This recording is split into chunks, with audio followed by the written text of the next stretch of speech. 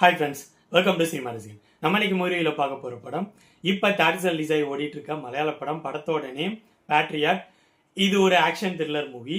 இந்த படத்தோட ஸ்டோரி என்னன்னா, பெரிஸ்கோப் அப்படிங்கிற ஸ்பை சாஃப்ட்வேர் இந்தியன் கவர்மெண்ட் கிட்ட இருக்கு. அந்த சாஃப்ட்வேர் எந்த மொபைல் இன்ஸ்டால் பண்ணாலும் அந்த மொபைலோட டோட்டல் கண்ட்ரோலும் அந்த சாஃப்ட்வேரோட கண்ட்ரோல் யார்கிட்ட இருக்கோ அவங்களுக்கு போயிடும். இந்த சாஃப்ட்வேரை தன்னோட சுயலாபத்துக்காக தன்னோட பையனோட ஐடி கம்பெனிக்கு ஆளுங்கட்சியோட மினிஸ்டரான ராஜீவ் மேனன் கொடுத்துடுறாரு. அவரோட பையன் ஃபகத் பாசில், அவர் தான் அந்த ஐடி கம்பெனியை ரன் பண்ணிட்டு இருக்காரு. ஃபகத் பாசிலும் ராஜீவ் மேனனும் இந்த பெரிஸ்கோப்பை யூஸ் பண்ணி நிறைய இல்லீகல் ஆக்டிவிட்டிஸ் பண்ண ஆரம்பிச்சிட்டு இருக்காங்க. இது ஆளுங்கட்சியில இருக்க இன்னொரு மினிஸ்டரான ரேவதி தெரிஞ்சுக்கிறாங்க. ராஜீவ் மேனன் அவரை வார்ன் பண்றாங்க.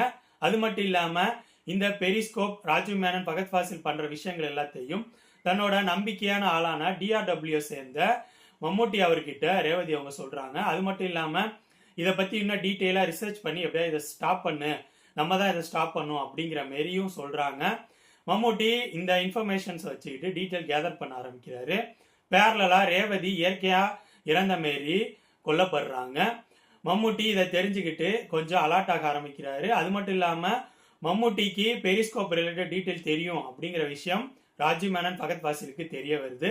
ஸோ மம்முட்டியை டார்கெட் பண்ணி கொல்ல ட்ரை பண்ண ஆரம்பிக்கிறாங்க.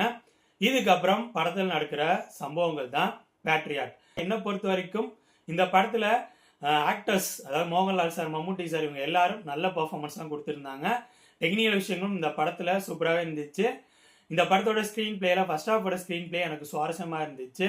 பட் செகண்ட் ஹாஃபோட ஸ்க்ரீன் பிளே அந்தளவு சுவாரஸ்யம் இல்லை, சொதப்பிட்டாங்களோ அப்படிங்கிற மாதிரி தான் ஃபீலை கொடுத்துச்சு. இந்த படம் என்னை பொறுத்த வரைக்கும் ஆவரேஜான படம். இந்த படம் இப்போ தேட்டர்ஸ் ரிலீஸ் ஆகி ஓடிட்டு இருக்கு. ஸோ என்னோட ரிவ்யூ பேஸ் பண்ணி முடிவு பண்ணிக்கோங்க இந்த படத்தை பார்க்கலாமா வேணாமான்னு.